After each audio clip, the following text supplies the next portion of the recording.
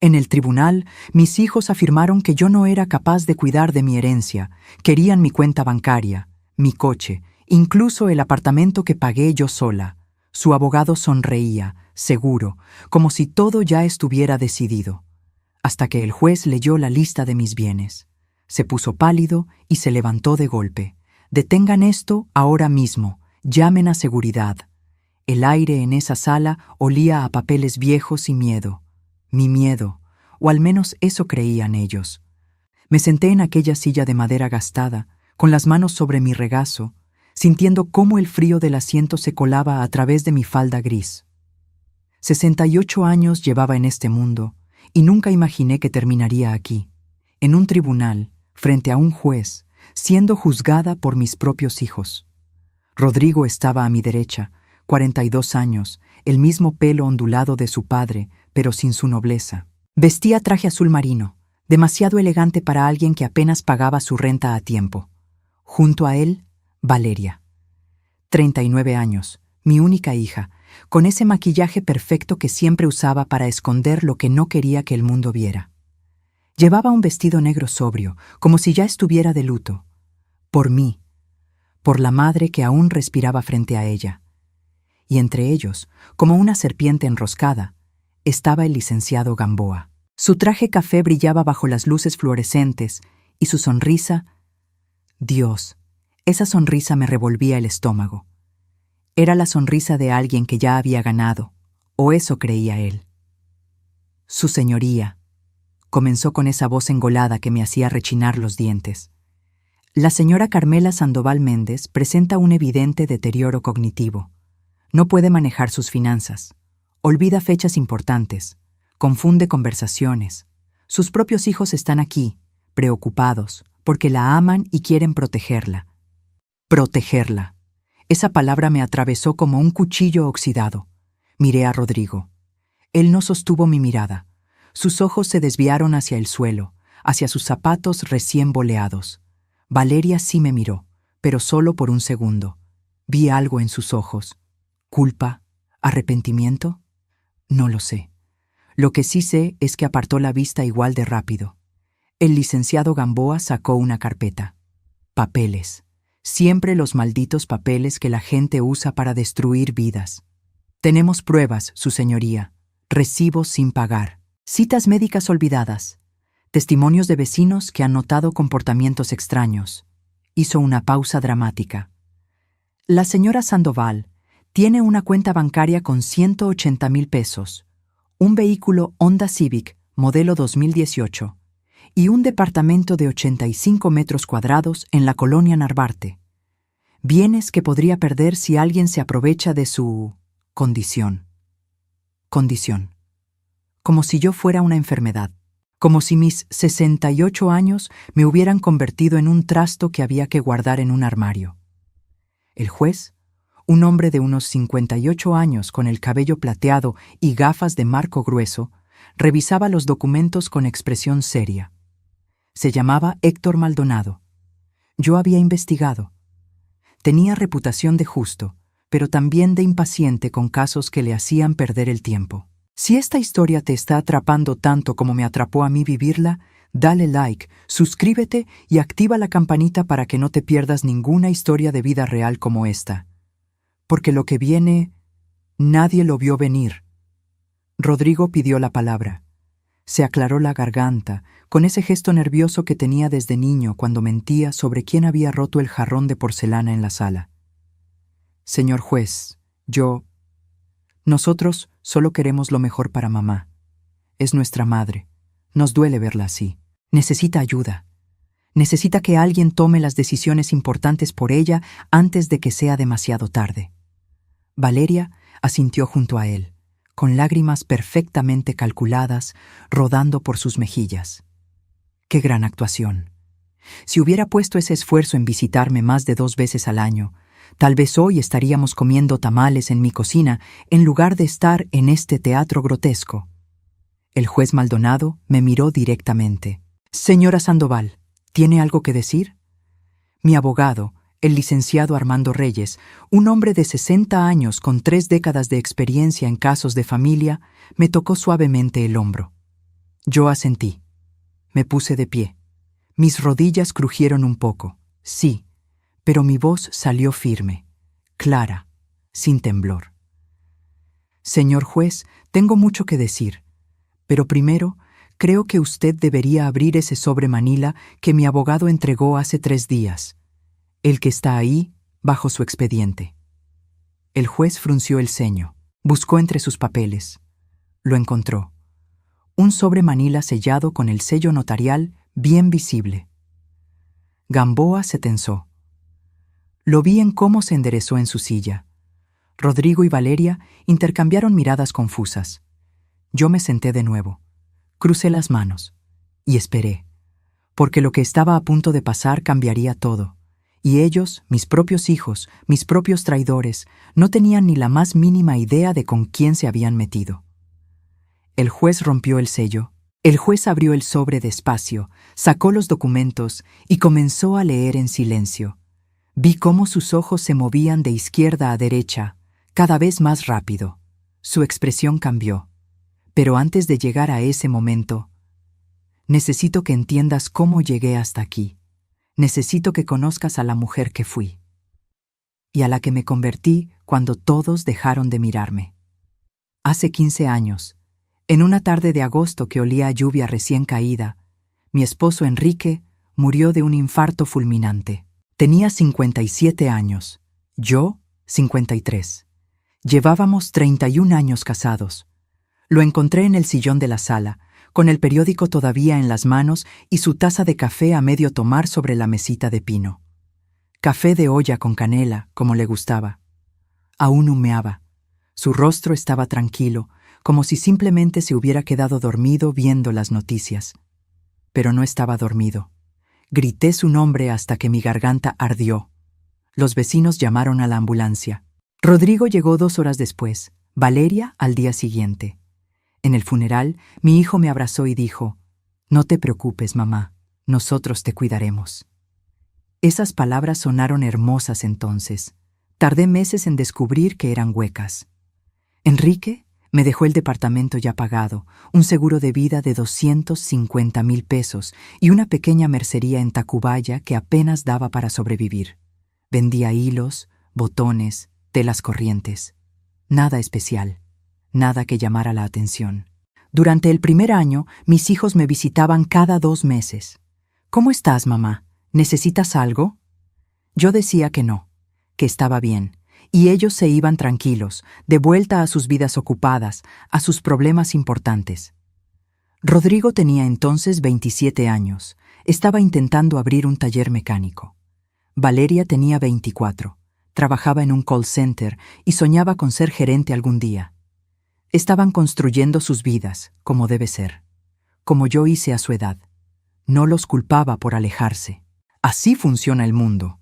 Los hijos crecen, vuelan, y las madres nos quedamos mirando el nido vacío. Lo que no sabían era que ese nido vacío me estaba ahogando. Las noches eran lo peor. El silencio del departamento me aplastaba. Cocinaba para 2 por costumbre y terminaba tirando la mitad de la comida. Guardé la última camisa que Enrique usó antes de morir, una de franela a cuadros rojos y negros que olía a su tabaco de pipa dulce y a su loción antigua. La metí en una caja de cedro junto con su anillo de bodas y una foto de nosotros en Acapulco, jóvenes y bronceados, cuando la vida aún era promesa. Algunos días me sentaba en el piso de la recámara, abrazando esa caja, llorando hasta que me dolía el pecho, preguntándole a Dios por qué me había dejado aquí, sola, a los 53 años, sin propósito, sin dirección, sin... Pero una mañana, 6 meses después del funeral, me miré al espejo. Vi a una mujer con ojeras profundas, con el cabello gris sin arreglar, con una bata vieja de flores descoloridas, y sentí asco de mí misma. «¿Esto es todo?», me pregunté en voz alta. «¿Vas a morirte aquí, esperando a que tus hijos te recuerden? ¿Esperando a que alguien te diga que todavía sirves para algo?». Ese día tomé una decisión. Si ellos no me necesitaban, yo tampoco los necesitaría. Aprendería a caminar sola, a correr sola, a volar sola, aunque me dolieran las alas. Tomé los 250,000 pesos del seguro y los invertí completamente en la mercería. Viajé a la Ciudad de México, busqué proveedores diferentes. Encontré un distribuidor de telas importadas que me ofreció algodones egipcios, sedas tailandesas, linos irlandeses, telas que ninguna otra mercería del barrio tenía. Transformé el local. Pinté las paredes de color marfil, instalé iluminación cálida, organicé las telas por colores como un arco iris. Puse precios justos, pero no regalados. Calidad sobre cantidad. Los primeros 3 meses fueron duros. Vendí poco. Dudé. Lloré en el cuarto trasero del local, mordiéndome el puño para que nadie me escuchara. Pero entonces llegó ella, Lucía Domínguez, una diseñadora joven que buscaba telas especiales para su primera colección. Tenía 25 años, pelo cortísimo teñido de violeta y unos ojos color miel llenos de sueños locos. Pasó 2 horas tocando cada tela, imaginando vestidos que aún no existían. Compró 8 metros de seda color azul petróleo y me dijo: «Esta tela es perfecta. Si mi colección funciona, volveré». Su colección funcionó. Desfiló en una pasarela pequeña en La Condesa. Sus vestidos aparecieron en revistas de moda emergente. Y Lucía volvió, una y otra vez. Y con ella llegaron otros diseñadores. En 2 años, mi mercería se convirtió en boutique de telas. En 5 años, abrí una segunda sucursal en Polanco. Los ingresos se triplicaron. ¿Y mis hijos? Seguían visitándome 2 veces al año. En mi cumpleaños preguntaban: «¿Estás bien de dinero, mamá?». Yo respondía: «Me alcanza para mis gastos, no te preocupes». Nunca mencioné las 2 boutiques, nunca presumí, porque algo dentro de mí sabía que el dinero cambia a las personas, y yo no quería descubrir si cambiaría a mis hijos. Pero hace 3 años, Rodrigo llegó a mi casa con cara de angustia. Necesitaba 80,000 pesos para salvar su taller. «Es un préstamo, mamá. Te lo devuelvo en 6 meses, te lo juro». Le di el dinero. Pasaron 6 meses, 1 año, 2 años. Nunca volvió a mencionar esa deuda. Ahí aprendí algo doloroso. Para algunas personas, tu generosidad no es amor, es debilidad. Y ahora, sentada en ese tribunal, viendo cómo el juez Maldonado leía mi inventario patrimonial, me pregunté: ¿cómo no vi venir esto? ¿Cómo no vi que mis propios hijos? Pero ya lo verías tú también. Ya verías lo que yo construí mientras ellos miraban hacia otro lado. Mientras el juez seguía leyendo esos papeles con expresión cada vez más tensa, yo recordaba cada paso que me había traído hasta este momento, cada decisión, cada sacrificio, cada vez que elegí el silencio sobre la verdad. Las boutiques de telas fueron solo el principio. A los 57 años, cuando la mayoría de las mujeres piensan en jubilarse, yo estaba aprendiendo sobre inversiones inmobiliarias. Me senté en oficinas de notarios, donde era la única mujer mayor. Aguanté las miradas condescendientes de hombres que me preguntaban: «¿Viene sola, señora? ¿No trae a su hijo para que le ayude con los números?». «Los números los entiendo yo perfectamente», respondía. Y firmaba con mi propia mano. Compré mi primer local comercial en la colonia Roma con las ganancias de las boutiques. Un espacio de 40 metros cuadrados que renté a una cafetería de especialidad. 28,000 pesos mensuales. Dinero que llegaba puntual cada 5 del mes, sin falta. 2 años después compré otro local, más grande, en La Condesa. Lo renté a un restaurante de comida orgánica. 32,000 pesos al mes. Y luego un tercero en Coyoacán, esquina con avenida principal. Una tienda de productos naturales pagaba 45,000 mensuales por ese espacio. 105,000 pesos de ingresos pasivos cada mes, más las ganancias de las boutiques. Viví como siempre, en mi mismo departamento de 85 metros en Narvarte, con mis mismos muebles de los años 90, mi mismo Honda Civic 2018 que compré usado. Desayunaba pan dulce con café, veía telenovelas en las noches, regaba mis geranios en la ventana. Nada cambió por fuera, todo cambió por dentro. Porque cada mes que pasaba, cada peso que ahorraba e invertía, yo sentía algo que no había sentido en años: poder. no el poder de humillar o dominar, el poder de decidir. El poder de decir no, el poder de no depender de nadie. ¿Mis hijos sabían algo? No. Rodrigo seguía llegando en Navidad con una botella de sidra barata y un abrazo apresurado. «¿Cómo está mi viejita linda? ¿Todo bien con la mercería?» Yo asentía. «Todo bien, hijo». Y él se iba temprano porque Patricia, su nueva novia, lo esperaba en casa de sus padres. Valeria me llamaba por teléfono una vez al mes. Conversaciones de 10 minutos. «¿Cómo estás, ma? Yo ando ocupadísima, ya sabes, el trabajo me tiene loca». Yo escuchaba. «Cuídate mucho, hija». Y colgábamos. Ninguno preguntaba detalles. Ninguno se interesaba en cómo realmente estaba. Y yo dejé de esperar que lo hicieran. A los 62 años, hice algo que nunca imaginé. Compré 2 departamentos en la colonia Coyoacán. Eran viejos, necesitaban remodelación completa. Invertí 400,000 pesos en cada uno. Pisos nuevos, baños modernos, cocinas integrales, pintura fresca. Los renté amueblados. Uno a una pareja de profesores extranjeros, 18,000 pesos al mes. El otro a un estudiante de posgrado, 15,000 mensuales. También invertí en la boutique de Lucía. Ella había crecido, tenía su propia marca, necesitaba capital para expandirse. Le propuse sociedad. Yo ponía el dinero, ella su talento. 40% para mí, 60% para ella. Justo. Equitativo. En 5 años, esa inversión me generó 2,200,000 pesos en ganancias. Y entonces, hace 4 años, recibí una llamada que cambió todo. Mi madre había muerto en Querétaro. Tenía 91 años. La última vez que la vi, 3 meses antes, me tomó la mano con sus dedos temblorosos y dijo: «Carmela, tú siempre fuiste la fuerte. Por eso te dejo el terreno de tu papá. Tus hermanos ya recibieron lo suyo. Tú mereces esto». El terreno en Querétaro, 3,000 metros cuadrados en zona de desarrollo, valuado en 4,100,000 pesos. Mi madre lo había conservado por 30 años, esperando el momento correcto. Ese momento era ahora. Lo guardé. No lo vendí. Porque ese terreno no era solo dinero. Era la última caricia de mi madre. Su forma de decirme: «Hija, te vi tu esfuerzo. Vi cómo te levantaste cuando todos pensaban que te quedarías en el suelo». Rodrigo fue al funeral. Preguntó: «¿Mamá te dejó algo la abuela?» Yo dije: «Unos recuerdos, hijo, nada más». Mentí. Y no me arrepentí.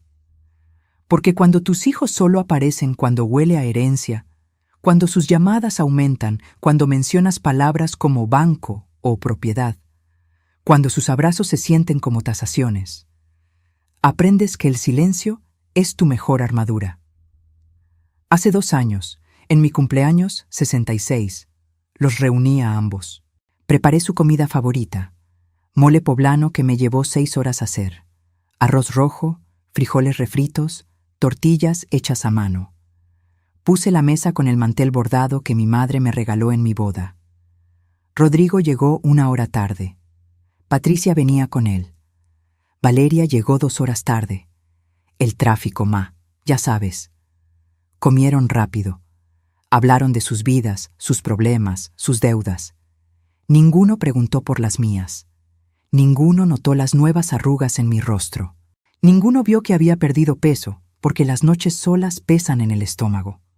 Se fueron antes del postre.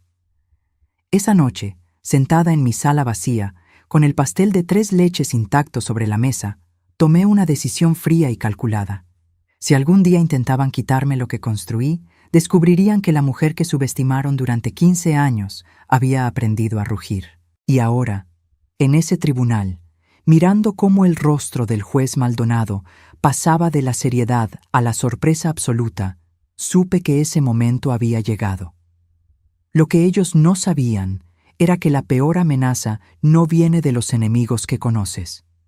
Viene de la familia que nunca te tomó en serio. Patricia entró en nuestra familia hace 4 años como una ráfaga de perfume caro y sonrisas calculadas. Rodrigo la conoció en una aplicación de citas. Ella tenía 35 años, trabajaba como influencer de estilo de vida, con 20,000 seguidores que consumían sus recomendaciones de productos que nunca podía pagar. Publicaba fotos en restaurantes caros donde solo pedía agua, en boutiques donde nunca compraba, en gimnasios donde su membresía estaba vencida. Era hermosa, eso no podía negarlo. Cabello castaño con reflejos rubios impecables, uñas siempre perfectas, ropa que gritaba, «Mírenme». Pero sus ojos eran como dos cuentas de vidrio. Brillantes, sí, pero vacíos. La primera vez que vino a mi casa, inspeccionó cada rincón con mirada de tasadora. Tocó mis cortinas viejas, revisó mis muebles antiguos, miró mi cocina modesta y sonrió. Una sonrisa que decía, «Pobre viejita, no tiene nada». Rodrigo estaba embelesado. La miraba como si fuera un milagro. «Mamá, ¿no es increíble? Patricia es tan moderna, tan inteligente. Yo preparé café, serví galletas de avena caseras. Patricia las rechazó. Ay, suegrita, estoy cuidando mi figura, ¿sabes?» Pero vi cómo fotografiaba mi sala para, seguramente, reírse después con sus amigas. Se casaron 6 meses después. Una boda sencilla en un salón rentado.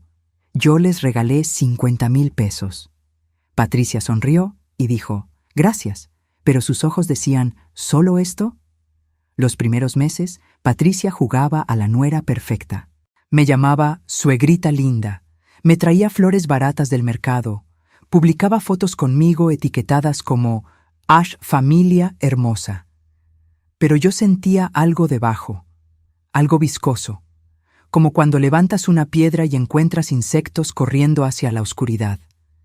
El cambio comenzó hace 2 años, cuando fui al notario a actualizar papeles de una de mis propiedades. Patricia me había acompañado ese día, supuestamente para ayudar a su suegrita. Yo no quería, pero Rodrigo insistió. «Mamá, déjala, quiere pasar tiempo contigo». En el despacho del notario, mientras yo firmaba, Patricia miró los documentos sobre el escritorio. Vi cómo sus ojos se agrandaron, cómo su respiración cambió, cómo fingió buscar algo en su bolsa para quedarse más tiempo cerca del escritorio. Días después, Rodrigo llegó a mi casa con preguntas extrañas. «Mamá, ¿es verdad que tienes propiedades en renta? Patricia dice que vio algo en el notario». Yo lo miré directo. «Son papeles viejos de la mercería, hijo, no te preocupes». Mentí. Y su rostro de alivio me confirmó que había hecho bien. Pero Patricia no se rindió. Comenzó su campaña sutil, envenenando el oído de mi hijo gota a gota. «Rodrigo, tu mamá está muy sola. ¿No crees que a su edad debería descansar? Tanto trabajar no es sano». Luego, más oscuro. «He notado que olvida cosas. El otro día le pregunté por una conversación y no se acordaba». Mentiras. Yo no olvidaba nada. Pero si repites una mentira suficientes veces, Rodrigo empezó a mirarme diferente. Con lástima, con preocupación exagerada. «Mamá, ¿comiste hoy? ¿Tomaste tus medicinas? ¿Recordaste pagar la luz?». Yo tenía diabetes tipo 2, controlada perfectamente con metformina y dieta. Pagaba mis servicios por internet el mismo día cada mes. Comía 3 veces al día y hacía ejercicio en el parque cada mañana. Pero para Patricia, yo era una anciana al borde del colapso. Valeria se unió al coro. Ella tenía sus propios problemas. Deudas de tarjetas de crédito que alcanzaban los 340,000 pesos, compras compulsivas de ropa que nunca usaba, zapatos que se quedaban en cajas, salidas a bares caros para impresionar a amigas que solo la querían cuando pagaba las copas. Un día, las 2 mujeres se encontraron en mi casa. No sabían que yo estaba en la recámara. Escuché todo.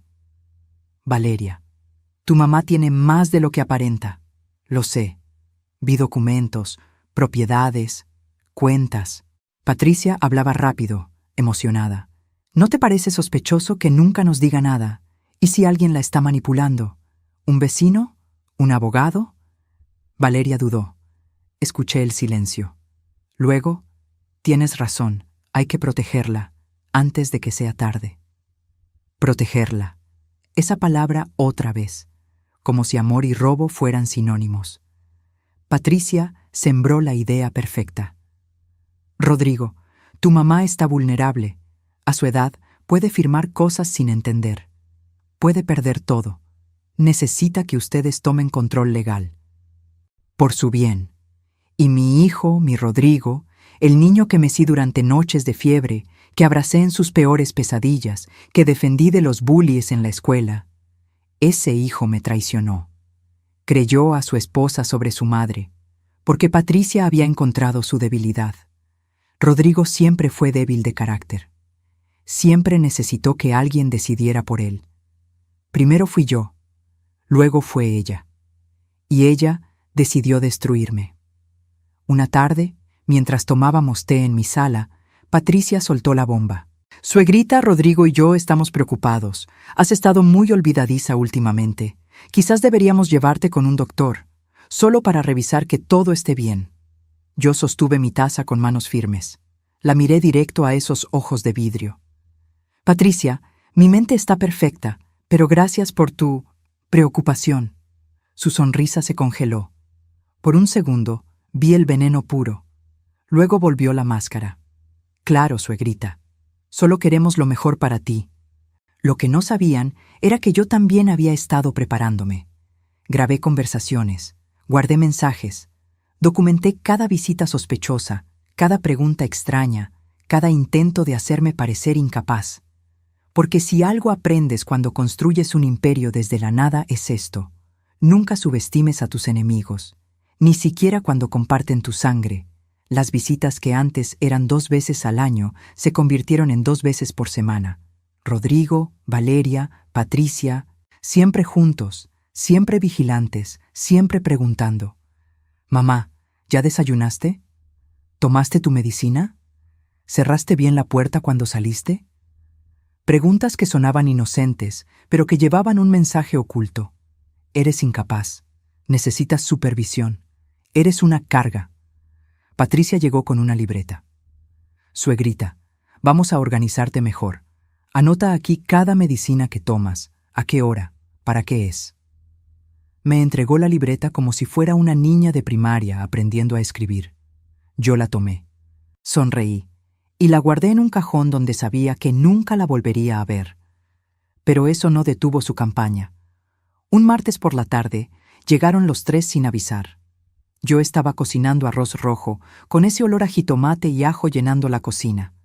Patricia entró directo a revisar mi refrigerador. «Ay, suegrita, ¿cuánto tiempo tiene esta leche aquí? Se ve sospechosa». Tomó la botella, revisó la fecha. Estaba fresca, comprada 2 días antes. Pero igual dijo: «Mejor la tiro, ¿no? No queremos que te enfermes». Tiró mi leche a la basura, en mi propia casa. Valeria revisó mi pastillero. «Mamá, aquí hay pastillas sueltas. ¿Sabes para qué es cada una?». Yo sabía. Metformina 850 mililitros, una en la mañana, una en la noche. Atorvastatina 20 mg para el colesterol, una antes de dormir. Pero antes de que pudiera responder, Valeria ya estaba moviendo la cabeza con preocupación fingida. «Rodrigo, mira esto. Está desorganizada». Me trataban como testigo en mi propia vida. La gota que derramó el vaso fue un jueves de mayo. Yo había ido al supermercado. Compré lo de siempre: jitomates, cebollas, chiles, tortillas, café. Al regresar, encontré a los 3 en la puerta de mi edificio. «Nos llamó tu vecina, doña Refugio. Dice que te vio confundida esta mañana». Mentira. Doña Refugio era amiga mía desde hacía 20 años. Nunca diría eso. Pero resulta que Patricia le había dado 5,000 pesos para que testimoniara que yo andaba despistada, hablando sola, olvidando cerrar la puerta. Doña Refugio necesitaba el dinero para pagar sus medicinas de presión, y Patricia lo sabía. Me llevaron con el doctor. No mi doctor de siempre, sino uno que ellos escogieron.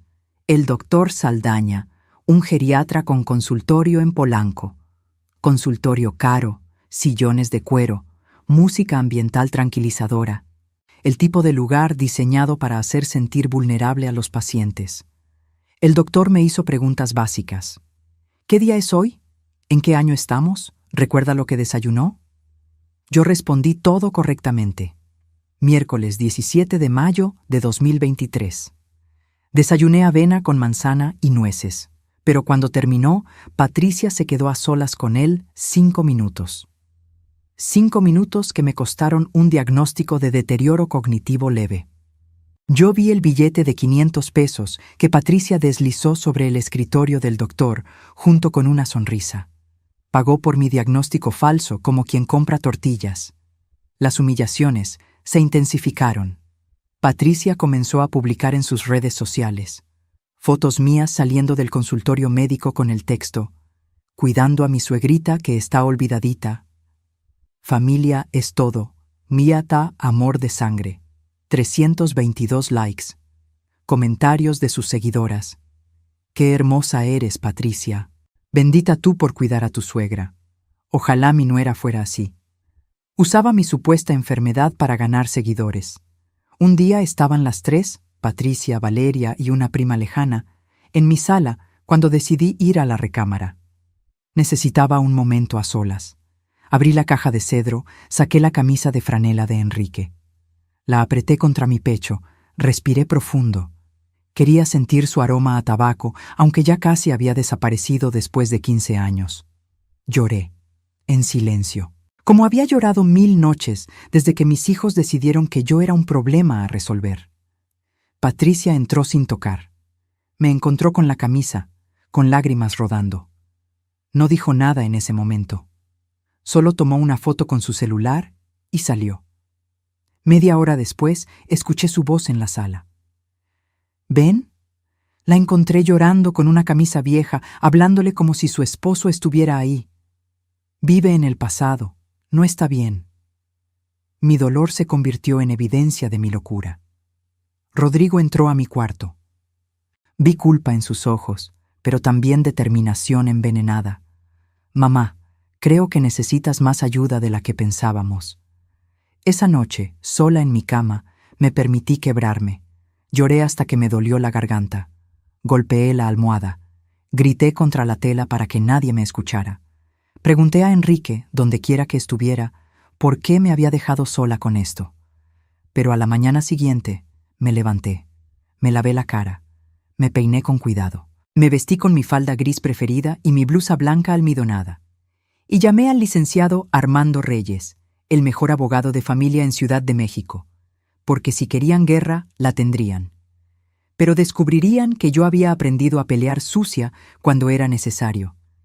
El sobre llegó un lunes por la mañana. Cartero privado, sello oficial del juzgado familiar número 14. Lo abrí con manos que no temblaban, aunque mi corazón latía como tambor de guerra. Leí cada palabra, cada línea, cada acusación disfrazada de preocupación. Procedimiento de interdicción por presunta incapacidad para administrar bienes y persona. Demandantes: Rodrigo Sandoval y Valeria Sandoval. Causa: deterioro cognitivo severo de la señora Carmela Sandoval Méndez, que pone en riesgo su patrimonio y bienestar físico. Me senté en la mesa de la cocina, el mismo lugar donde había desayunado con Enrique durante 31 años. El mismo lugar donde había celebrado los cumpleaños de mis hijos cuando eran pequeños. El mismo lugar donde, ahora, leía cómo esos niños que crié querían declararme legalmente incapaz. Revisé los anexos. Había videos, grabaciones que Patricia había hecho a escondidas durante meses. En una, yo supuestamente estaba confundida en el supermercado, mirando los productos sin decidirme. Pero yo recordaba ese día. Estaba comparando precios entre 2 marcas de aceite, normal, cotidiano. Editado para parecer demencia. Había cartas, una del doctor Saldaña confirmando deterioro cognitivo leve pero progresivo. Otra de doña Refugio, mi vecina, diciendo que me había visto desorientada, olvidando cerrar la puerta, hablando sola. Testimonios comprados con billetes que necesitaban más que su dignidad. Patricia había declarado por escrito: mi suegra me confesó que un señor la visita seguido y ella firma papeles sin leer. Temo que alguien se esté aprovechando de su vulnerabilidad. Mentira. Pura mentira fabricada. Solicitaban tutela legal completa sobre mi persona y mis bienes, control total de mis cuentas bancarias, propiedades, decisiones médicas. Querían convertirme en un mueble más de mi propia casa. Los primeros 3 días no comí, apenas dormí. Me quedaba mirando el techo, preguntándome en qué momento perdí a mis hijos. ¿Fue cuando Enrique murió y los dejé volar solos? ¿Fue cuando no les conté de mi éxito porque temía cambiarlos? ¿O siempre fueron así y yo, ciega de amor maternal, nunca quise verlo? El cuarto día encontré una foto. Mi boda. Yo tenía 22 años, vestido blanco sencillo, ramo de margaritas, sonrisa que iluminaba el papel desteñido. Enrique a mi lado, 25 años, traje prestado, ojos llenos de promesas que cumplió hasta su último respiro. Esa chica de 22 años no sabía que quedaría viuda, no sabía que construiría un imperio sola, no sabía que sus hijos la traicionarían, pero esa chica era una luchadora, y yo seguía siendo ella. Me levanté, me bañé, me puse mi mejor vestido color vino, y llamé al licenciado Armando Reyes. Su despacho estaba en Reforma, piso 12, con vista a todo el Ángel de la Independencia. El licenciado tenía 60 años, cabello completamente blanco, traje gris impecable y ojos que habían visto 1000 tragedias familiares. Señora Sandoval, dijo después de revisar toda la documentación, esto es un intento claro de fraude procesal. Pero voy a serle honesta. Estos casos son difíciles de ganar si no tenemos evidencia contundente. Tengo evidencia, dije, y saqué mi teléfono. Mostré grabaciones propias de conversaciones con Patricia donde ella sugería ayudarme a firmar papeles o manejar mi dinero. Mostré mensajes donde Rodrigo le preguntaba ¿cuánto crees que tenga?, refiriéndose a mi patrimonio. Mostré estados de cuenta impecables de los últimos 5 años, cada pago a tiempo, cada inversión razonada, cada movimiento financiero perfectamente documentado. Necesito evaluaciones médicas, dijo el licenciado, con especialistas independientes, que destruyan ese diagnóstico falso. En 2 semanas me evaluaron 3 doctores, doctora Estela Vega, neuróloga con 32 años de experiencia. Me hizo pruebas cognitivas exhaustivas. Resultado: función cerebral excelente para mi edad. Memoria superior al promedio. 0 signos de demencia. Doctor Julio Montemayor, geriatra reconocido. Examen físico completo, pruebas de coordinación, evaluación de capacidades. Resultado: paciente lúcida, orientada, completamente capaz de tomar decisiones. Doctora Carmen Robledo, psiquiatra forense. 3 sesiones de evaluación psicológica. Resultado: no hay deterioro cognitivo. Paciente con inteligencia emocional alta, capacidad de razonamiento intacta. Pero el licenciado Reyes cavó más profundo. Investigó a Rodrigo. Encontró que había falsificado mi firma 2 meses atrás en una solicitud de préstamo bancario por 150,000 pesos. El banco había rechazado la solicitud, pero el intento quedó registrado. Teníamos análisis pericial de firmas que demostraba falsificación. Investigó a Patricia. Descubrió 2 demandas civiles por fraude en ventas por catálogo. Una por 67,000 pesos, otra por 89,000. Clientes que nunca recibieron productos pagados. Patricia los bloqueaba en redes sociales y desaparecía. Investigó al doctor Saldaña. Bomba. Tenía suspensión temporal de licencia en el estado de Jalisco por diagnósticos fraudulentos pagados por familiares que buscaban heredar anticipadamente.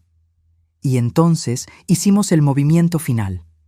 Preparé un inventario patrimonial completo, certificado por notario público. Cada propiedad, cada cuenta, cada inversión, cada peso.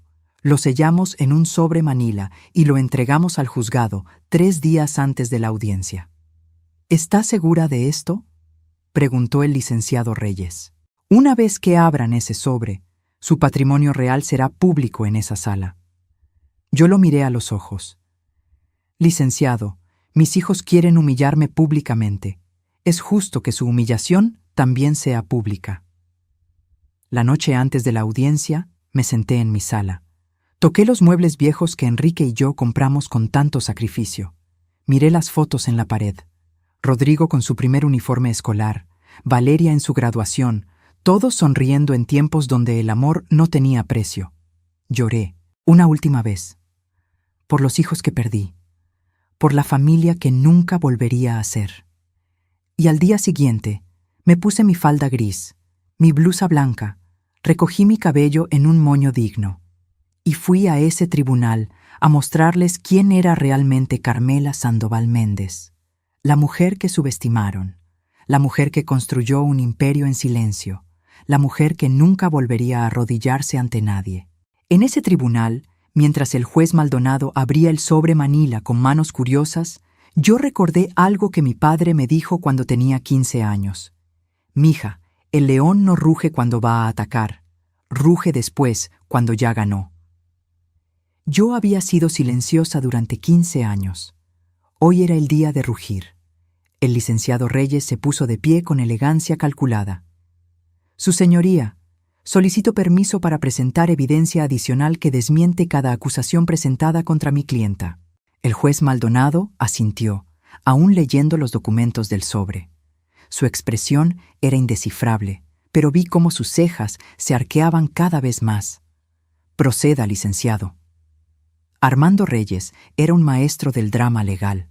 Caminó hacia el centro de la sala con un portafolio de cuero bajo el brazo. Patricia se removió incómoda en su asiento. Rodrigo miraba hacia abajo. Valeria se mordía el labio inferior, ese gesto nervioso que tenía desde niña cuando sabía que había hecho algo mal.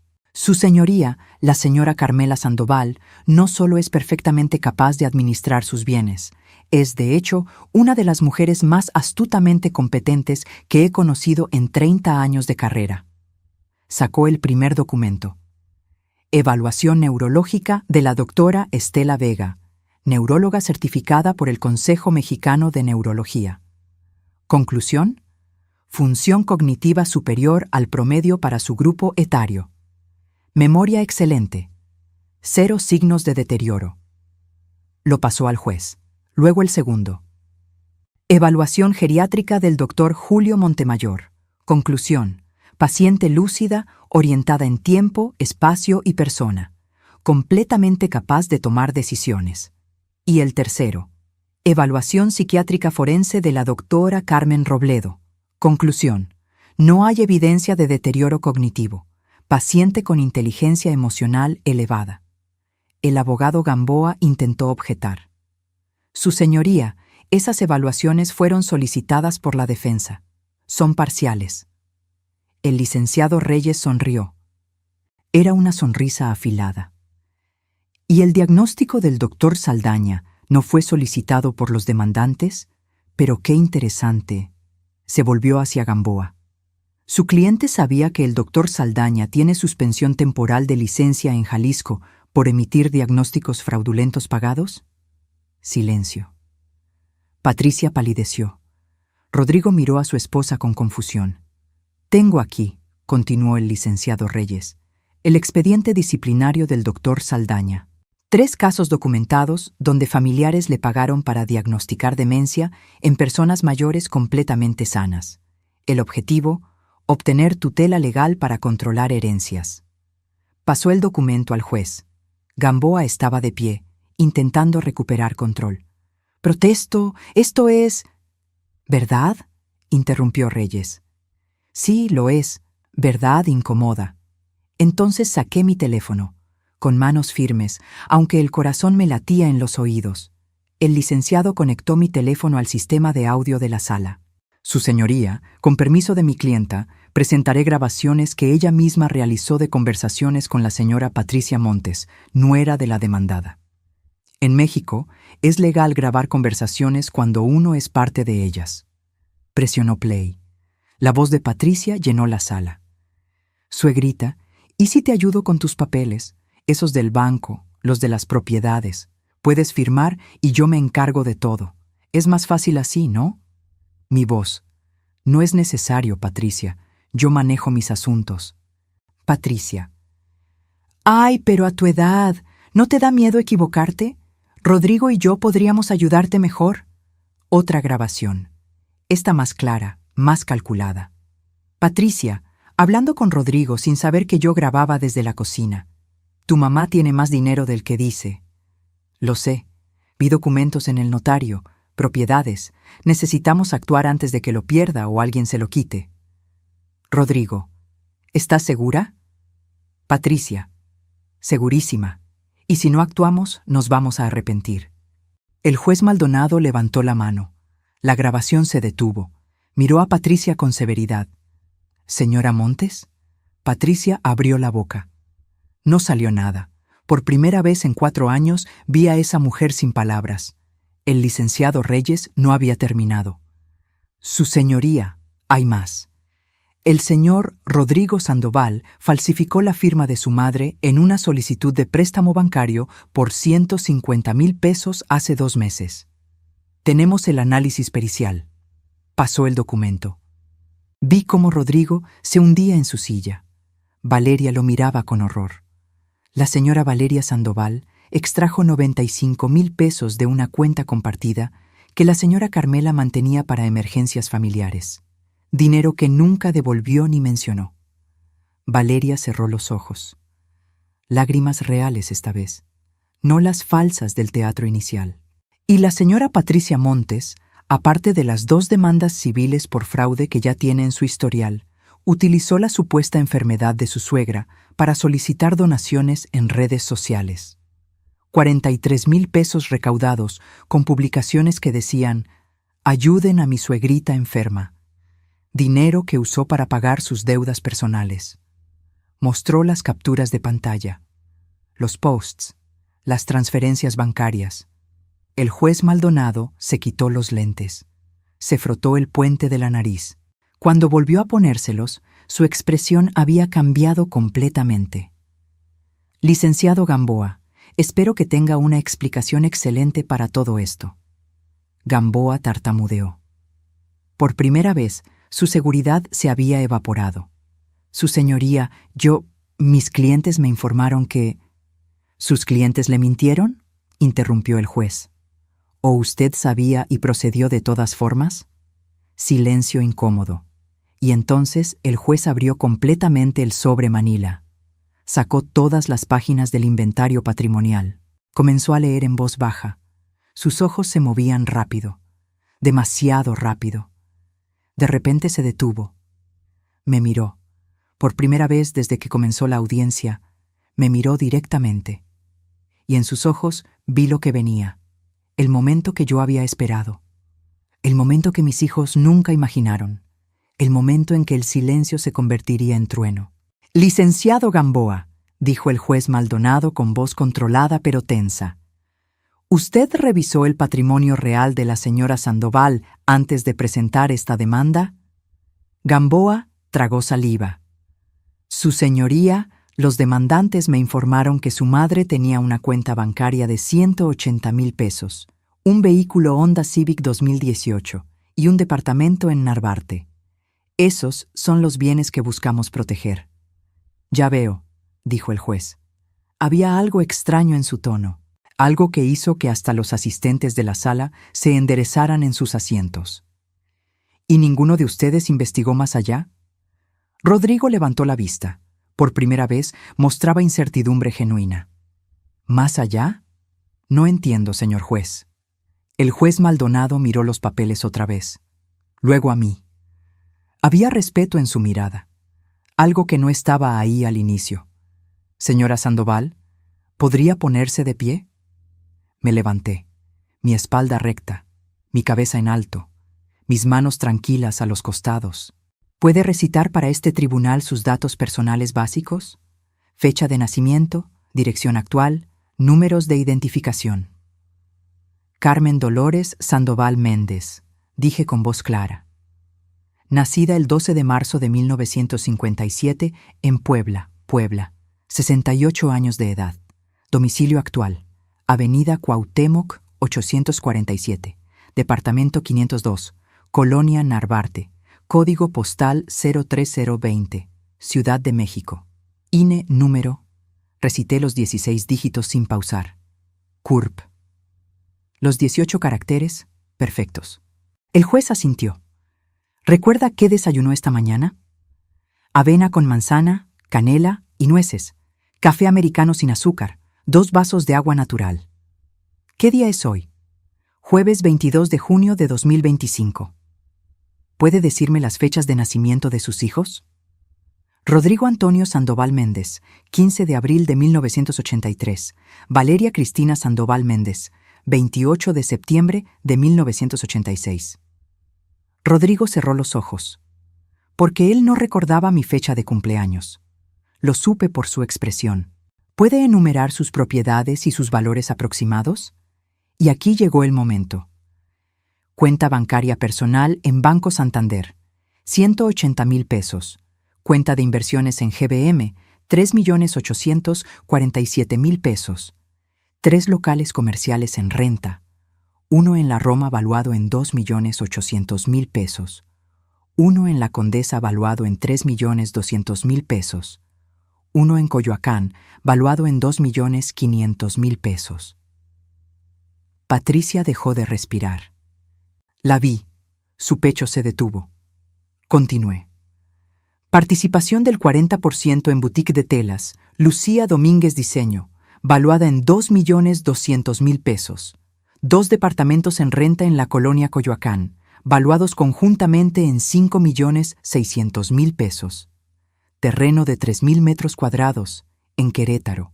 Zona de desarrollo, valuado en 4,100,000 pesos. El silencio en la sala era absoluto. Podía escuchar la respiración agitada de Valeria, el ligero gemido que escapó de los labios de Patricia. Valor total de mi patrimonio, dije mirando directamente a mis hijos, 24,427,000 pesos. Rodrigo se puso blanco, como si alguien hubiera drenado toda la sangre de su cuerpo. Se aferró a los brazos de su silla. Patricia abrió la boca. No salió sonido. Sus ojos de vidrio ahora mostraban algo. Pánico puro. Valeria se tambaleó incluso sentada. Se llevó una mano al estómago como si fuera a vomitar. El juez Maldonado se puso de pie. Su expresión había pasado de seria a genuinamente molesta. «Detengan esto ahora mismo». Todos saltamos, hasta los asistentes judiciales. «Licenciado Gamboa, ¿usted tenía conocimiento del patrimonio real de la señora Sandoval?» «Yo... No, su señoría. Mis clientes nunca... Sus clientes intentaron obtener tutela legal sobre 24 millones de pesos presentando evidencia fraudulenta». El juez casi gritaba. «Esto no es protección familiar.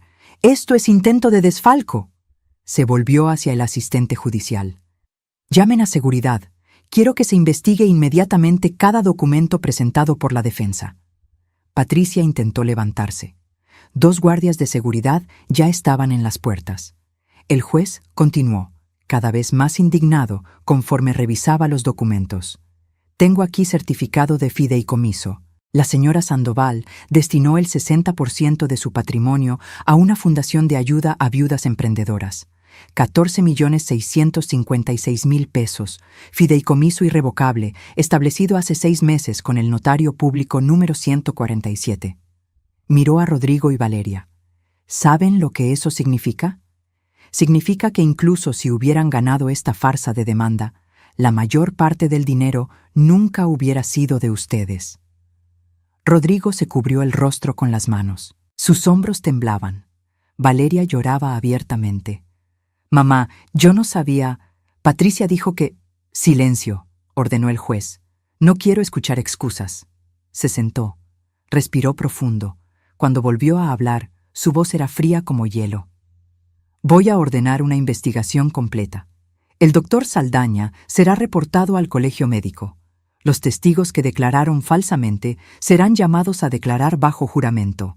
Y ustedes 3, señaló a Rodrigo, Valeria y Patricia, van a explicarle al Ministerio Público exactamente qué estaban intentando hacer aquí». Patricia se quebró.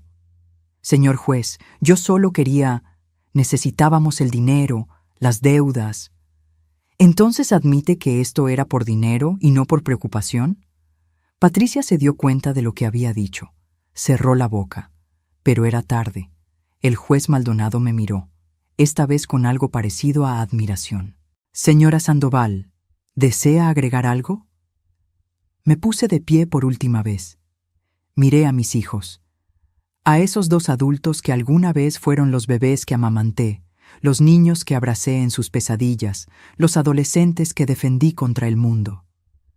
Sí, su señoría, quiero que quede claro que cada peso que tengo lo gané yo, sin ayuda de nadie, sin herencia fácil, trabajando 16 horas al día, sacrificando, llorando, levantándome cada vez que la vida me tumbaba.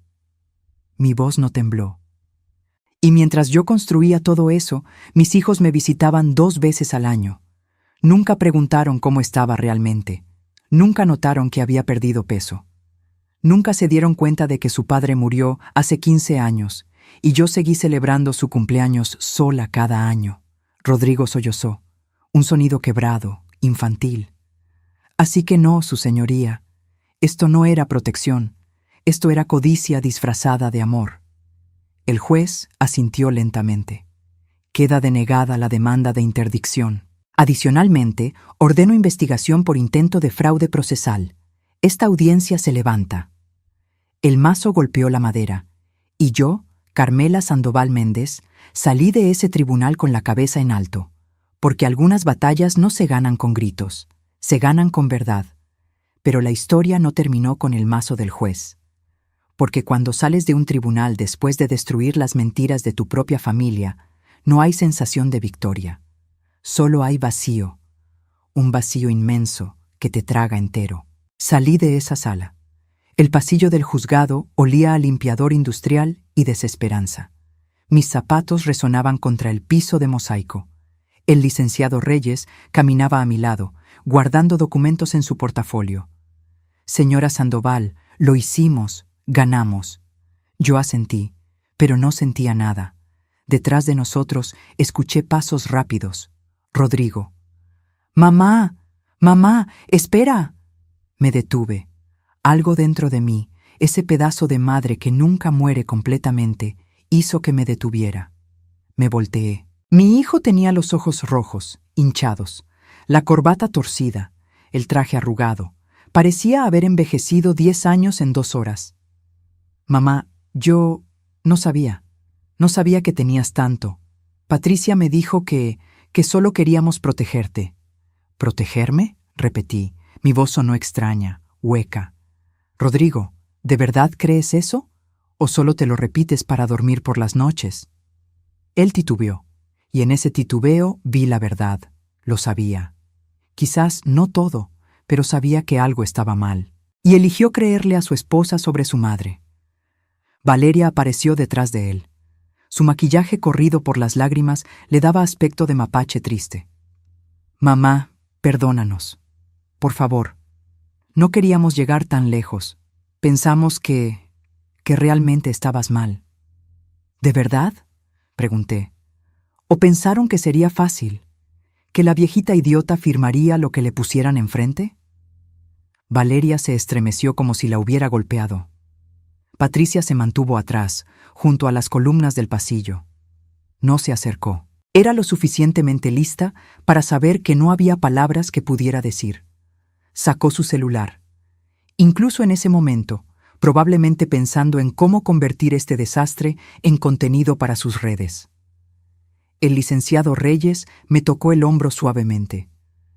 Señora, no está obligada a hablar con ellos. Lo sé, dije. Pero necesitaba hacerlo. Una última vez. Miré a mis hijos, esas 2 personas que salieron de mi cuerpo, a quienes di vida, educación, amor incondicional durante décadas. Quiero que entiendan algo. Cada peso que tengo, lo gané porque ustedes dejaron de necesitarme. Porque sus vidas eran tan importantes, tan ocupadas, que me olvidaron. Y en ese olvido, yo encontré mi propósito. Rodrigo intentó hablar. Levanté mi mano. No he terminado. Lo más triste de todo esto no es que quisieran mi dinero. Es que nunca, ni una sola vez en 15 años, preguntaron cómo estaba realmente, si me sentía sola, si extrañaba a su padre. si necesitaba que alguien simplemente me abrazara y me dijera que todavía importaba. Valeria sollozó. Mamá, yo... Me visitaban 2 veces al año, en mi cumpleaños y en Navidad. Comían mi comida, que me tomaba horas preparar porque quería que fuera especial. Y se iban antes del postre porque tenían cosas que hacer. Las lágrimas empezaron a correr por mis mejillas, pero mi voz se mantuvo firme. El día que su padre murió, Rodrigo, tú llegaste 2 horas después de que llamé. ¿Sabes qué hice durante esas 2 horas? Me senté junto a su cuerpo frío, tomando su mano, hablándole, rogándole que volviera. Sola. Completamente sola. Y cuando llegaste, me preguntaste si había café. Rodrigo se desmoronó. Se dejó caer contra la pared, resbalando hasta quedar sentado en el suelo. Lo siento. Dios, mamá, lo siento tanto. Y tú, Valeria, hace 3 años, en tu cumpleaños, te transferí 20,000 pesos porque dijiste que estabas en problemas. ¿Te acuerdas? 3 semanas después subiste fotos en un resort en Cancún, con ese dinero que necesitabas urgente para pagar la renta. Valeria se cubrió el rostro con las manos. Fui una idiota. Fui egoísta y ciega y... Fueron hijos, dije simplemente. Hijos que olvidaron que sus padres también son personas, que también duelen, que también necesitan. Un grupo de personas pasó junto a nosotros, mirando curiosas esta escena de drama familiar en medio del pasillo judicial. No me importó. ¿Saben qué es lo más irónico? Yo planeaba dejarles todo, antes de esto, antes de que me traicionaran. Tenía testamento preparado, 30% para cada uno, 40% para la fundación. Pero después de la fundación, ustedes serían los administradores. Iban a recibir más de 7 millones de pesos cada uno cuando yo muriera. Rodrigo levantó la cabeza bruscamente. ¿Qué? Pero no podían esperar, ¿verdad? No podían simplemente amarme, simplemente visitarme, simplemente ser buenos hijos. Tenían que tomar, tenían que destruirme para obtener lo que de todos modos sería suyo. El silencio que siguió fue aplastante. Patricia finalmente habló desde su distancia segura. Su voz sonó pequeña, asustada. Señora Carmela, yo... Lo lamento. Necesitaba dinero, las deudas, los acreedores. Yo solo... ¿Pensaste que la vieja tonta sería un blanco fácil? Terminé por ella. Y convenciste a mi hijo de que tu avaricia era amor. Patricia no respondió. No había respuesta posible. El licenciado Reyes intervino. Señora Sandoval, deberíamos irnos. Tenemos que presentar los documentos adicionales en el juzgado. Asentí. Pero antes de irme, saqué algo de mi bolsa. Un sobre blanco. Se lo extendí a Rodrigo. ¿Qué es esto?, preguntó, tomándolo con manos temblorosas. La verdad, dije. Lee cuando estés solo, cuando Patricia no esté, cuando puedas pensar con tu propia cabeza. Y me fui. Caminé por ese pasillo sin mirar atrás. Porque si miraba atrás, si veía a mi hijo roto en el suelo o a mi hija llorando contra la pared, mi resolución se habría quebrado. Y ya había llorado suficiente por ellos. En el taxi de regreso a casa, el licenciado Reyes me preguntó, ¿qué había en el sobre? Fotos, dije mirando por la ventana. ¿De cuándo eran niños? Rodrigo con su primer uniforme escolar, sonriendo sin dientes frontales. Valeria en su graduación de primaria, abrazándome con ese vestido rosa que le encantaba. ¿Por qué? Porque necesitan recordar quiénes fueron antes de convertirse en lo que son ahora. El licenciado no dijo nada más. Solo asintió. Esa noche, en mi departamento vacío, me senté en la sala con la caja de cedro en mi regazo. Saqué la camisa de Enrique. Apenas quedaba su olor, pero la abracé de todas formas. Lo hice, amor, susurré. Me defendí. Les mostré que no soy débil. El silencio fue mi única respuesta. Lloré. Lloré por los hijos que perdí, por la familia que nunca volvería a ser, por los domingos que nunca volverían a existir, con Rodrigo ayudándome en la cocina y Valeria contándome sus sueños. Pero también lloré de alivio, porque finalmente, después de 68 años, Había elegido mi propia dignidad sobre el amor de personas que solo me querían cuando era conveniente. Y eso, por doloroso que fuera, era libertad. La notificación llegó 3 días después. Citatorio del Ministerio Público. Investigación formal por intento de fraude procesal y falsificación de documentos. Rodrigo, Valeria y Patricia tendrían que presentarse ante el fiscal. El juez Maldonado no estaba jugando. Había cumplido su palabra.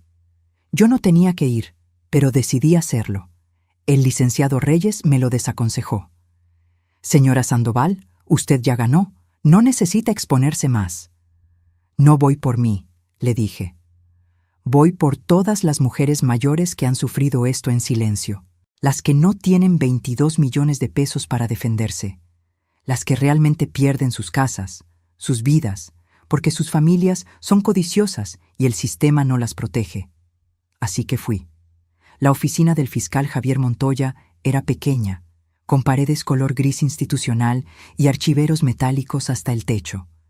Él tenía unos 45 años, bigote recortado y expresión de alguien que había visto demasiada maldad humana.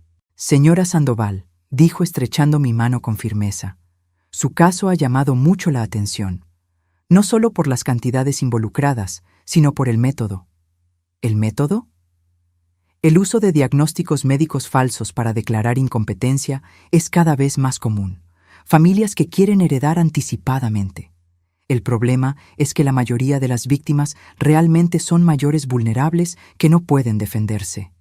Sentí un escalofrío. ¿Cuántos casos hay? Oficialmente unos 20 al año solo en Ciudad de México. Extraoficialmente, probablemente cientos. Muchos nunca llegan a tribunal. Las familias convencen a la víctima de que es por su bien, le quitan todo y nadie se entera. Me senté más derecha. Entonces mi caso puede servir de precedente. Exacto. Por eso necesito que sea completamente honesta conmigo sobre todo lo que pasó. Durante 2 horas le conté todo. Cada manipulación, cada visita calculada, cada comentario diseñado para hacerme parecer incompetente. El fiscal grababa, tomaba notas, hacía preguntas específicas. ¿Tiene las grabaciones originales? Todas. En mi teléfono, respaldadas en la nube. ¿Los testimonios falsos de los vecinos? Doña Refugio ya confesó que Patricia le pagó 5,000 pesos. Tengo su declaración firmada. El fiscal sonrió ligeramente. Usted es una testigo muy organizada, señora Sandoval. No soy testigo, corregí. Soy la víctima que se negó a hacerlo. 2 semanas después, Patricia fue llamada a declarar. Llegó sin Rodrigo.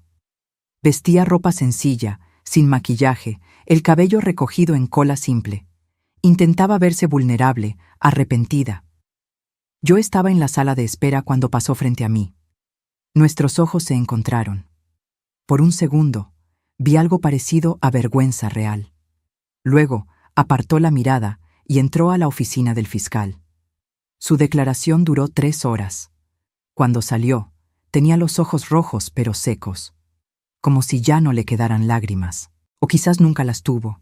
Se detuvo frente a mí. Por un momento pensé que hablaría, pero solo me miró con una expresión que no supe descifrar, y se fue. Una semana más tarde, el fiscal me llamó. Señora Sandoval, necesito informarle que hemos descubierto algo más. Mi corazón se aceleró. ¿Qué cosa? Patricia Montes no solo tiene 2 demandas civiles por fraude, tiene 5 más que nunca fueron reportadas.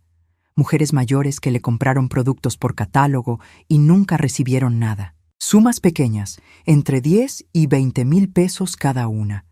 Demasiado poco para que ellas contrataran abogados. Sentí náusea. ¿Cuánto en total?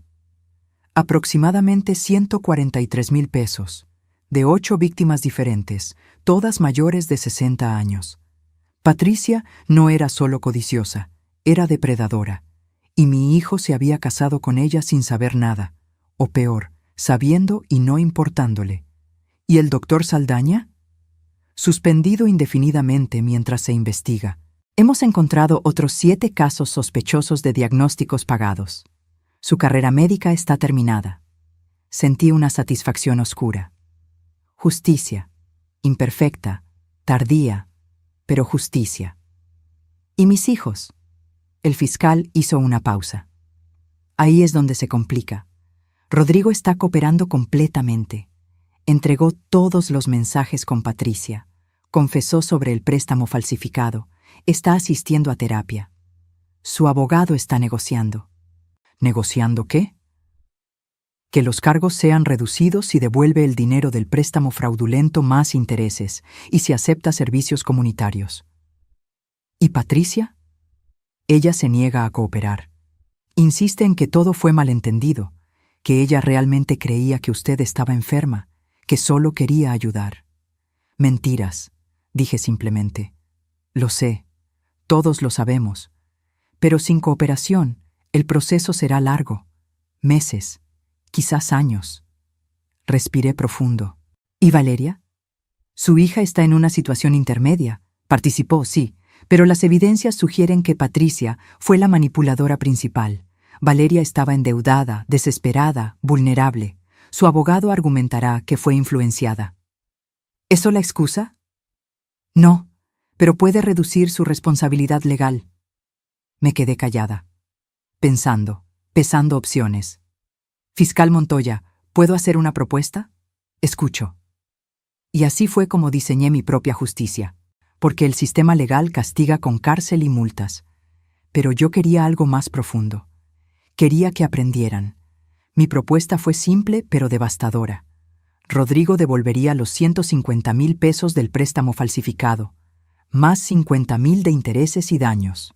Total, 200,000 pesos que no tenía. Tendría que trabajar, ahorrar, sacrificarse, como yo hice durante 15 años.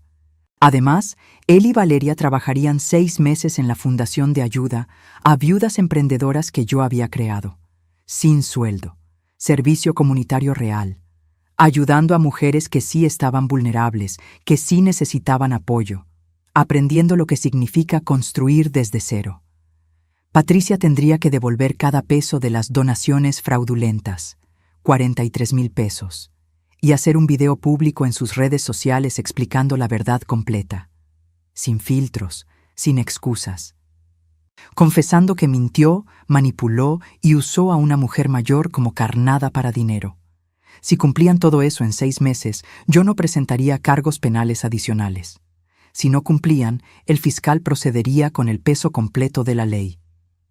¿Está segura?, preguntó el fiscal Montoya. Usted tiene derecho a exigir justicia criminal completa.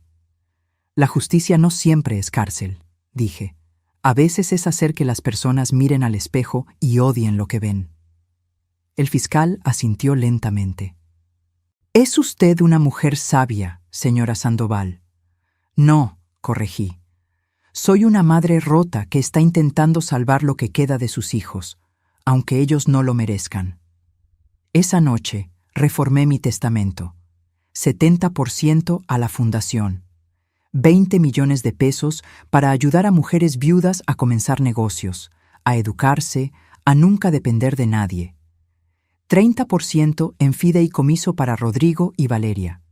Pero no recibirían nada hasta los 60 años de edad. Y solo si demostraban, mediante trabajo y servicio comunitario documentado, que habían cambiado genuinamente. Patricia no heredaría nada. Incluso si seguía casada con Rodrigo, el fideicomiso específicamente la excluía. Firmé los documentos con el notario. Mi mano no tembló, porque finalmente entendí algo. El amor de madre es incondicional, pero el respeto se gana. Y la herencia no es derecho, es regalo. Y yo había terminado de regalar cosas a gente que no las valoraba. El día que Rodrigo vino a pedirme perdón de rodillas, llovía. Yo estaba en mi departamento, preparando café de olla, cuando sonó el timbre. Miré por la mirilla.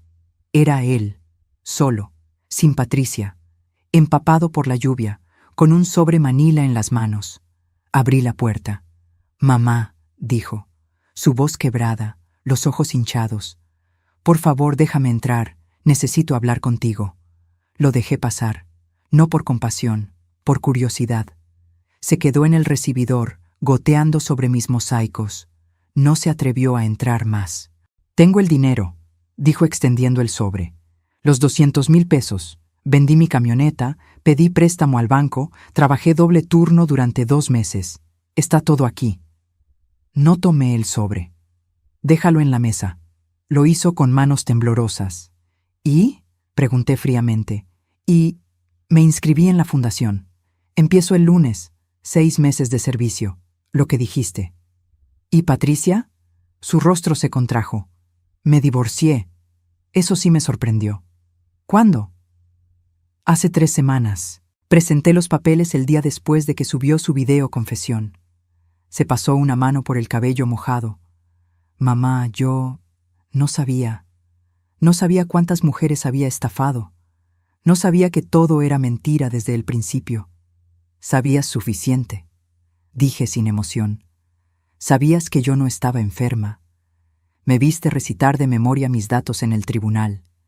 Me viste manejar números que la mayoría de las personas no puede recordar. Y aún así, seguiste adelante». «Porque soy débil», dijo, y su voz se quebró completamente. «Porque siempre he sido débil. Necesito que alguien me diga qué hacer. Primero fuiste tú, luego fue Patricia, y elegí mal. Elegí a la persona equivocada». «Me elegiste en mi contra», corregí. «¿Qué es diferente?». Se dejó caer contra la pared. Resbaló hasta quedar sentado en el suelo, igual que en el tribunal. «Te he perdido, ¿verdad? No importa lo que haga, ya te perdí». Lo miré desde arriba. Este hombre de 42 años que lloraba como niño en mi entrada. Y sentí nada. El cordón que me ataba a él se había cortado en ese tribunal. «No me perdiste, Rodrigo», dije suavemente. «Me dejaste ir hace años, cuando dejaste de llamar, cuando olvidaste mi cumpleaños, cuando solo aparecías cuando necesitabas dinero. Yo solo dejé de esperarte. ¿Hay algo que pueda hacer? ¿Algo para que me perdones?». «El perdón no se ruega, se gana. Trabaja tus 6 meses. Ayuda a esas mujeres de verdad, no porque sea obligación legal. Aprende lo que significa construir algo sin ayuda. Y quizás, en unos años, cuando yo esté muerta, recordarás este momento y entenderás lo que perdiste». «No digas eso», sollozó. «Por favor, mamá». «¿Por qué? ¿Porque te hace sentir culpable?». «Bien. La culpa significa que todavía tienes conciencia. Úsala». Me dio la espalda y fui a la cocina. Serví mi café. Lo tomé lentamente, escuchando los sollozos apagados de mi hijo en el recibidor. Cuando terminé, regresé. Él seguía ahí, ahora con la cabeza entre las rodillas. «Puedes irte», dije. Se levantó con dificultad. Caminó hacia la puerta. Se detuvo. «¿Mamá? ¿Qué?». «Las fotos que me diste. Las miro todos los días y me odio. Me odio por lo que le hice a ese niño de las fotos, por convertirme en esto». «Bien», dije. «El autoodio es el primer paso hacia el cambio». Y cerré la puerta detrás de él. Valeria vino 2 días después, con flores, rosas amarillas, mis favoritas. Excepto que yo nunca le había dicho que eran mis favoritas. Probablemente las compró al azar. «Mamá», dijo cuando abrí. «¿Podemos hablar?». La dejé entrar. Las flores las puse en un florero sin agua. Un gesto pequeño pero deliberado. Ella lo notó. Se mordió el labio. «Empiezo en la fundación la próxima semana», dijo. «Con Rodrigo. 6 meses. Lo sé, el fiscal me informa de todo. Mamá, Patricia me manipuló. Me hizo creer que...». «Basta», la interrumpí. «No me insultes con excusas. Patricia era manipuladora, sí. Pero tú eres adulta. Tomaste decisiones. Firmaste documentos. Testificaste en mi contra». Sus ojos se llenaron de lágrimas. Estaba desesperada. Las deudas, los acreedores llamándome día y noche, amenazando con demandas. Pensé que si tenías tanto dinero... ¿Pensaste que no me daría cuenta? ¿Pensaste que la tonta de tu madre simplemente firmaría su vida? No, yo... Creí que realmente estabas mal. Patricia mostró videos, testigos. El doctor dijo... Y nunca, ni una sola vez te preguntaste si era verdad. Nunca viniste a mí directamente. Nunca me miraste a los ojos y preguntaste, «Mamá, ¿de verdad estás enferma?» Porque si lo hubieras hecho, te habría dicho la verdad. Valeria se desmoronó en el sofá, porque sabía. En el fondo, sabía que estabas bien. Pero quería creer la mentira porque era más fácil, porque significaba dinero, solución rápida a todos mis problemas. Al menos era honesta. Eso era algo. ¿Sabes qué es lo más triste?, dije sentándome frente a ella. Si hubieras venido a mí hace 2 años y me hubieras dicho, «Mamá, estoy en problemas. Tengo 340,000 pesos de deuda. Necesito ayuda», te habría ayudado. No todo, porque necesitas aprender a manejar dinero. Pero algo, un préstamo con plan de pagos, asesoría financiera, apoyo real. Valeria me miró con ojos enormes. ¿De verdad?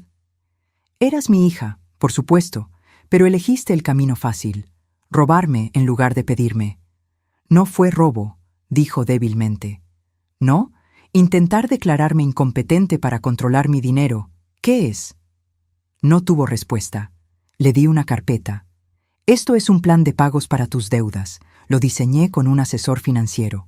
Si lo sigues al pie de la letra, en 3 años estarás libre, sin bancarrota, sin perder tu patrimonio. Abrió la carpeta con manos temblorosas. ¿Por qué haces esto? Porque sigo siendo tu madre, y las madres no abandonan, aunque sus hijos sí lo hagan.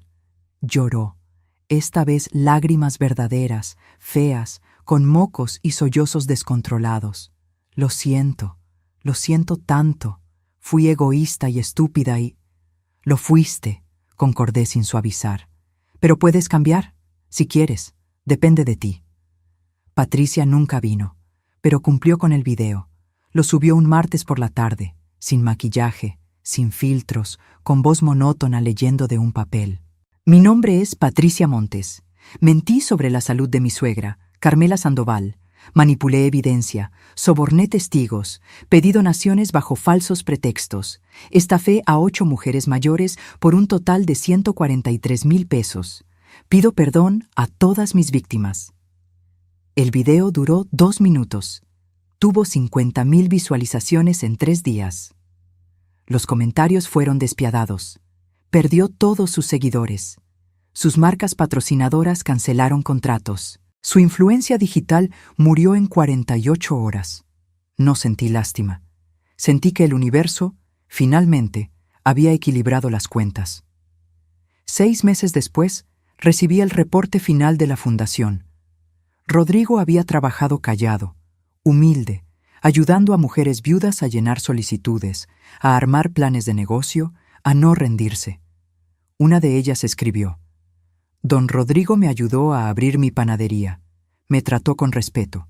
Me hizo sentir que mis sueños importaban». Valeria había dado talleres de finanzas personales, compartiendo sus propios errores como advertencia. Otra mujer escribió: «La maestra Valeria me enseñó que nunca es tarde para aprender a manejar dinero. Ahora tengo ahorros por primera vez en mi vida». Habían cambiado.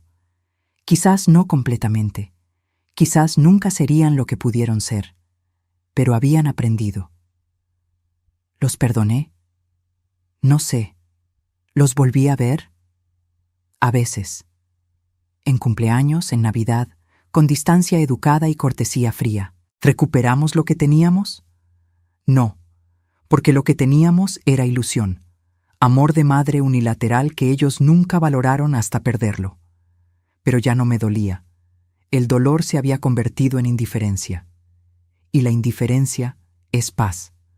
Hoy es mi cumpleaños, 70 años.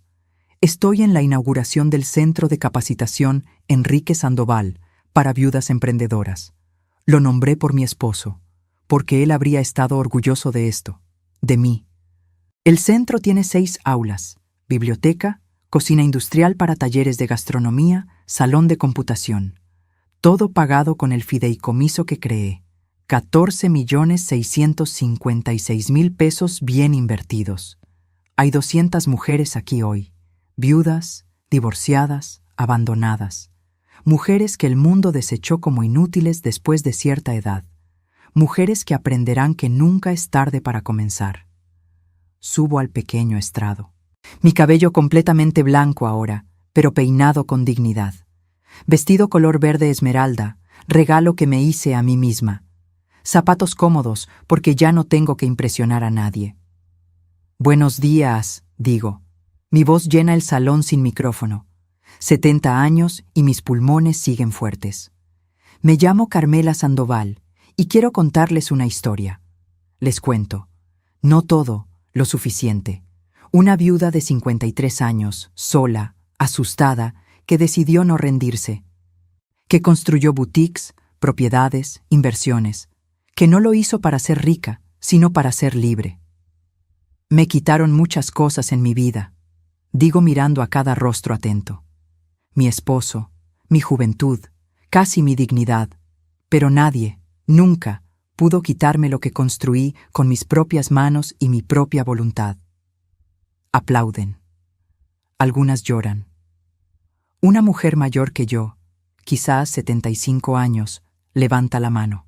Señora Carmela, ¿no se arrepiente de no haberles dado el dinero a sus hijos? ¿De ser tan dura?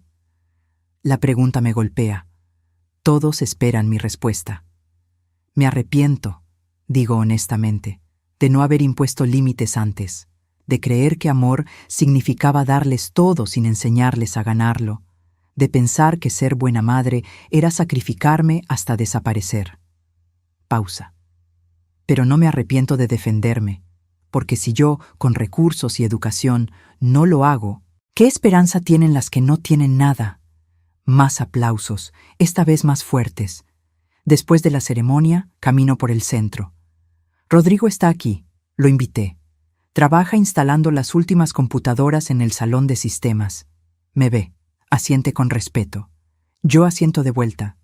No es amor, no es perdón completo.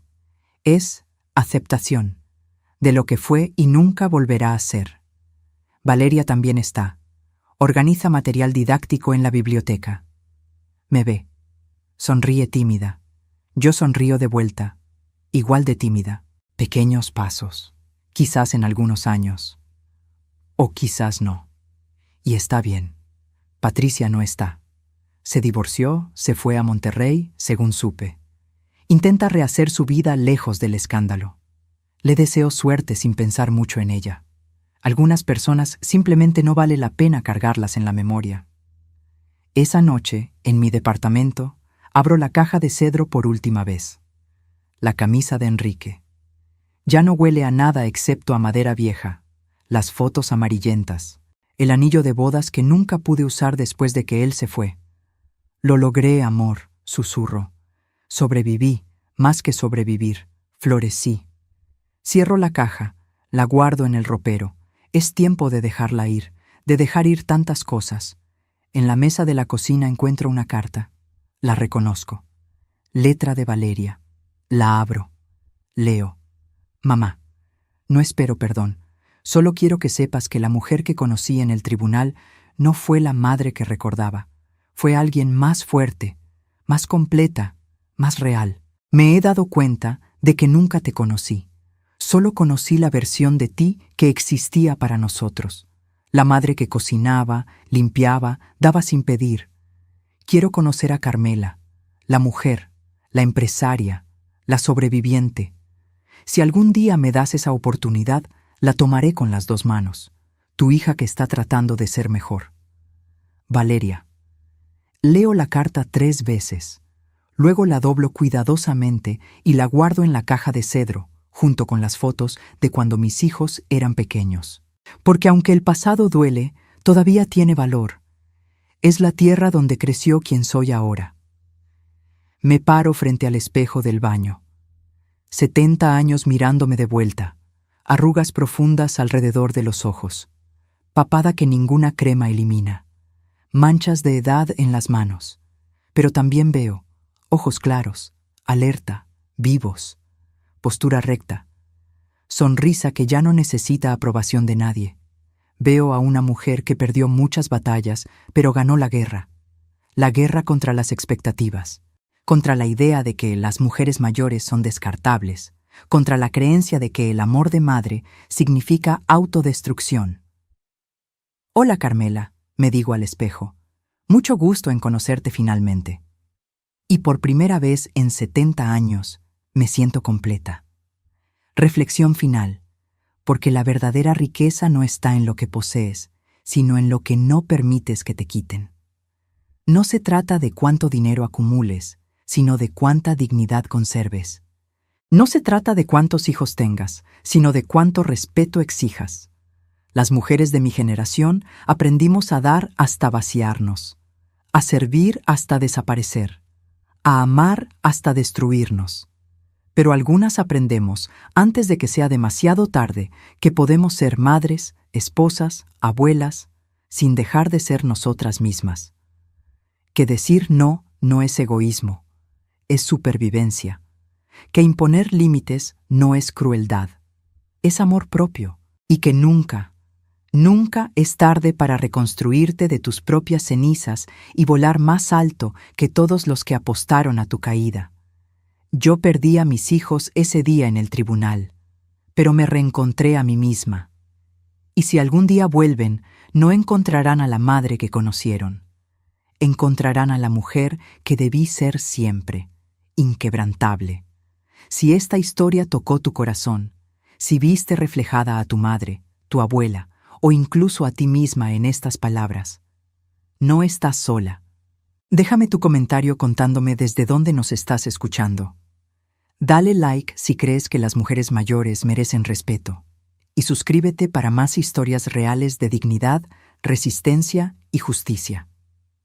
Porque mientras haya una sola mujer dispuesta a levantarse y rugir, habrá esperanza. Fin.